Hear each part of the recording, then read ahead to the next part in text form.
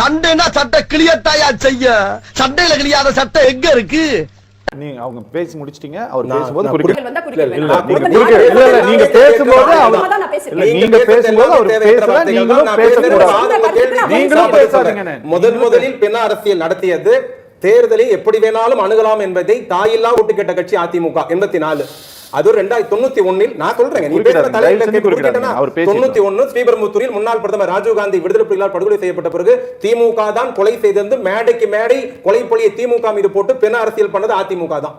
இது நாங்க பெண் அரசியல் எங்களுக்கு நாங்க பண்ண வேண்டிய அவசியம் இல்ல, அது எங்க சித்தாந்தமும் கிடையாது. ரெண்டாவது ஒண்ணு சொன்னீங்க, மத்தியில இருந்தீங்க, மாநில சுயாட்சி பேச வேண்டியதானே, காவிரி உரிமை பிரச்சனை பேச வேண்டியது. முல்லை பெரியார் எம்ஜிஆர் அவர்கள் முதலமைச்சராக இருந்த போதுதான் 154 அடி இருந்த முல்லை பெரியார் அணை 134 குறைக்கப்பட்டது. நீங்கள் தான் எம்ஜிஆர் முதலமைச்சராக இருந்த போதுதான். நான் ஆதாரப்பூர்வமா சொல்றேன், எவ்வளவு வழக்கு போடுங்க. இருங்க சார், ஏன் அவசர பதறீங்க? இல்லையே 89 விபி சிங் பிரதமராக இருந்த பொழுது காவேரி நடுவர் மன்றத்தை கலைஞர் தமிழ்நாடு சட்டமன்ற தீர்மானம் நிறைவேற்றி அனைத்து கட்சி குழுப்பை பிரதமரை சந்திக்க அழைத்த போது வரமாட்டேன் மருத்துவர் ஜெயலலிதா நாடாளுமன்ற உறுப்பினரை அனுப்பாமல் தக்க வைத்தவரும் ஜெயலலிதா தான். காவேரியில் தஞ்சை டெல்டா மக்களுக்கு பச்சை துரோகம் செய்தது ஜெயலலிதா. வாஜ்பாய் பிரதமர் அதிமுக ஆதரவு கொடுத்து காவேரி கண்காணிப்பு ஆணையம் அமைக்கப்படுகிறது.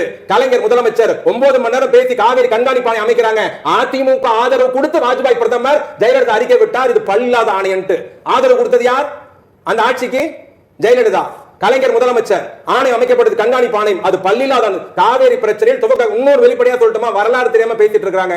எம்ஜிஆர் முதல் முறை முதலமைச்சர் பொறுப்பேற்று தமிழ்நாடு சட்டமன்றத்தில் கவர்னர் உரைக்கு நன்றி தெரிவிக்கிற தீர்மானத்தில் எம்ஜிஆர் பேசுகிற பொழுது அவருடைய முதல் பதில் உரையில் முன்னாள் முதலமைச்சர் மறைந்த முதலமைச்சர் எம்ஜிஆர் பேசுகிற போது சொன்னார், காவேரி பிரச்சனையில் கடந்த கால திமுக அரசு, என் அருமை நண்பர் அரசு எந்த கொள்கையை பின்பற்றியதோ அதே கொள்கையை என்னுடைய அரசு பின்பற்றும். படிச்சு தெரிஞ்சுக்கங்க.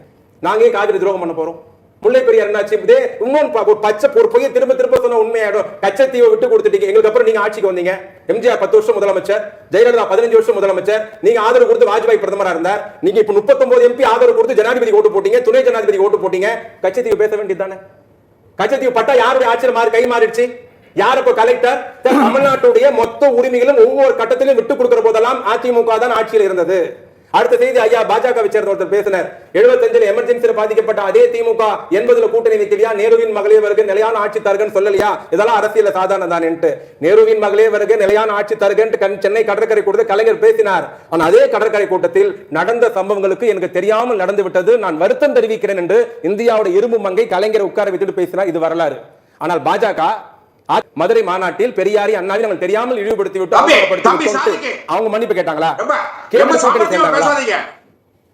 சிட்டி பாபு, சென்னை மாநகரத்தினுடைய மேயரா இருந்த சிட்டி பாபு, அவர் அடிச்சு கொல்லப்பட்டாரு. அவருக்கு என்ன நீதி?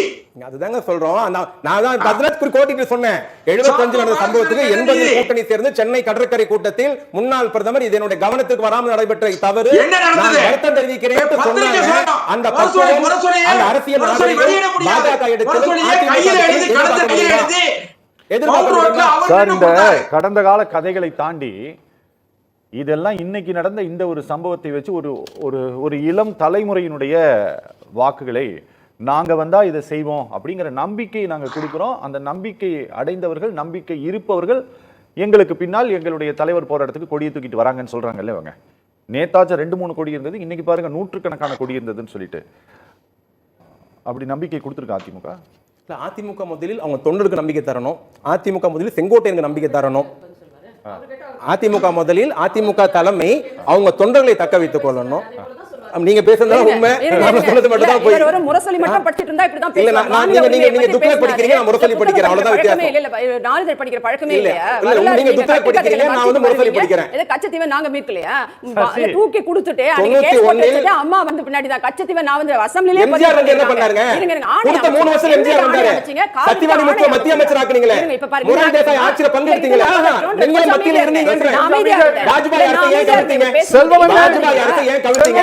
4 வருஷம் 5 வருஷம் முழுசா ஆட்சியில இருந்தீங்களே. அரசு செலவுல உங்க வீட்டு பிள்ளையா நினைச்சு எல்லாரும் என்னை மன்னிச்சிருக்க.